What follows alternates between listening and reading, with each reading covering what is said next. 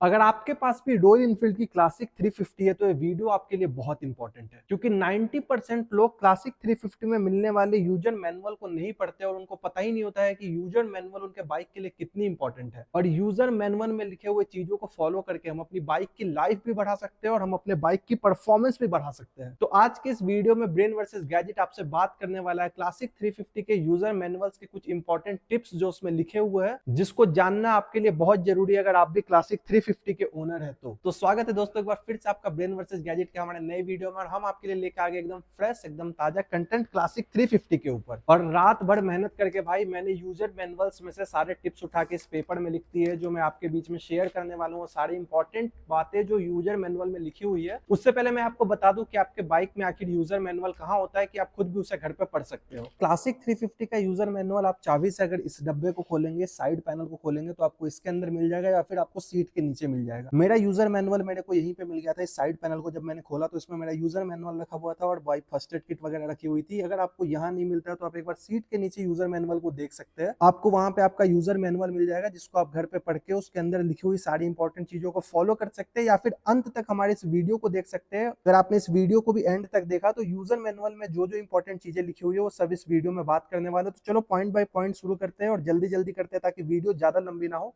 Manual में लिखे हुए सबसे पहले पॉइंट की बात करें भाई तो वो है रनिंग इन पीरियड। इसका मतलब है कि नए में इस बाइक को कैसे चलाएं, इस बाइक को नए में कैसा चलाना चाहिए। तो भाई यूजर मैनुअल में साफ साफ लिखा गया है, जब आप बाइक को नया शोरूम से उठा के लाते हैं तो शुरू के 500 किलोमीटर में आपको बाइक को तेज नहीं चलाना है भाई। आपको रफ एक्सलरेटर नहीं देना है, आपको बाइक को बहुत ज्यादा स्पीड में नहीं चलाना है, क्योंकि भाई इंजन के अंदर कुछ इंटरनल पार्ट्स होते हैं, जैसे साइलेंडर हो गए, पिस्टन्स हो गया, रिंग्स हो गया, वो अच्छे से सेटल नहीं हुए होते हैं। और अगर आप अपने बाइक को तेज एक्सेलरेशन देते हो या फिर बहुत ज्यादा तेज चलाते हो, रफ चलाते हो, तो वो अच्छे से कभी सेट नहीं होंगे और आपके इंजन में एक अजीब तरीके की वाइब्रेशन आ जाएगी। और हो सकता है इस वीडियो को देखने वाले बहुत सारे लोगों के इंजन में से एक आयरॉनिक आवाज आने लगी होगी, टक टक या टिक टिक की, जो उनके इंजन में से आ रही होगी। वो इसलिए आ रहा है क्योंकि शुरू के 500 किलोमीटर में आपने अपने बाइक को भाई हैवी एक्सेलरेशन में चलाया है, 60 के ऊपर अपने बाइक को रफ तरीके से ड्राइव किया और आपने यूजर मैनुअल पढ़ा ही नहीं था, क्योंकि यूजर मैनुअल में साफ साफ लिखा हुआ है कि शुरू के 500 किलोमीटर तक आपको अपने बाइक को भाई तेज एक्सेलरेशन नहीं देना है और बाइक को तेज नहीं चलाना है। अब बात करते हैं भाई पॉइंट 2 की। तो यूजर मैनुअल पे जो पॉइंट 2 है भाई वो है टायर प्रेशर। बाइक का टायर प्रेशर बहुत इंपॉर्टेंट रोल अदा करता है बाइक के माइलेज को बढ़ाने के लिए। सोलो राइडर के लिए, अगर आप अकेले राइड करते हैं तो यूजर मैनुअल के अकॉर्डिंग जो आपको टायर प्रेशर रखना है, फ्रंट में 22 एंड बैक में 30।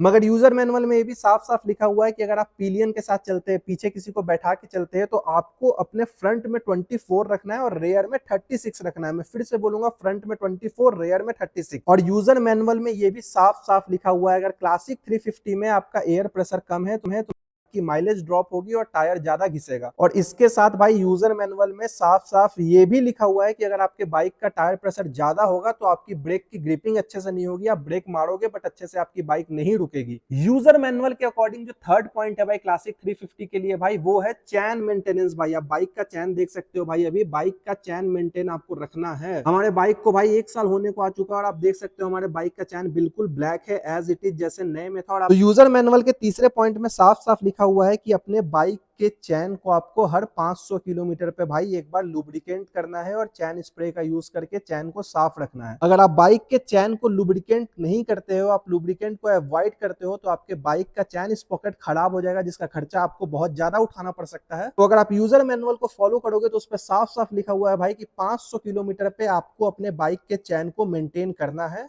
चौथा पॉइंट जो क्लासिक 350 के लिए भाई यूजर मैनुअल में लिखा गया है वो है इंजन ऑयल, कि क्लासिक 350 में कौन सा इंजन ऑयल आपको यूज करना है। तो भाई क्लासिक 350 के लिए यूजर मैनुअल के अकॉर्डिंग जो आपको यूज करना है इंजन ऑयल भाई, वो 15W50 का यूज करना है, 15W50 का, क्योंकि इसके अंदर मौजूद होते हैं लुब्रिकेंट्स पार्टिकल जो कि आपके ऑयल को इंटरनली लुब्रिकेंट करते हैं, जिसके मदद से आपकी बाइक स्मूथ चलती है भाई। तो 15W50 का ही इंजन ऑयल आपको यूज करना है अपने क्लासिक 350 के लिए। अब बात कर लेते हैं भाई अपने पांचवें पॉइंट की। तो क्लासिक 350 के लिए यूजर मैनुअल में जो पांचवा पॉइंट लिखा गया है भाई वो है फ्यूल ऑक्टेन। आपको उसी पेट्रोल पंप से अपने बाइक में पेट्रोल भाई ऑक्टेन 91 या 91 से ज्यादा हो भाई। ऑक्टेन भाई एक ऐसा मेजरमेंट है जिससे हम फ्यूल की क्वालिटी को मेजर करते हैं कि फ्यूल की क्वालिटी कितनी अच्छी है। तो आप जब भी पेट्रोल पंप पे जहां से भी आप पेट्रोल भरवाते हो, आप जरूर चेक करना भाई उनके जो पेट्रोल का वो टैंक होता है उसके है ऑक्टेन कितना है उस पेट्रोल पंप का, तो अपने बाइक में 91 ऑक्टेन का ही पेट्रोल भरवाए। अब हम बात करने वाले अपने फिफ्थ पॉइंट की, बाइक यूजर मैनुअल के अकॉर्डिंग क्लासिक 350 के लिए फिफ्थ पॉइंट क्या है। तो क्लासिक 350 के लिए जो फिफ्थ पॉइंट मेंशन किया गया है भाई, वो है बाइक वॉशिंग के ऊपर, कि आपको अपनी बाइक को कैसे वॉश करना है भाई। हैवी वाटर प्रेशर होता है जिससे आप बाइक को धुलते हैं भाई, उसे डायरेक्ट इंजन पे नहीं चलाना है भाई, उस हैवी प्रेशर से इंजन पे नहीं यूज करना है। आप मेरे इस क्लिप को देख सकते हो जो मैं वीडियो के साइड में चलवा रहा हूँ। मैं जब भी अपने बाइक को वॉश करवाता हूँ भाई, मैं नीचे के इस पार्ट्स को, जो यहाँ पे वायरिंग पार्ट्स है और जो इलेक्ट्रिकल इंजन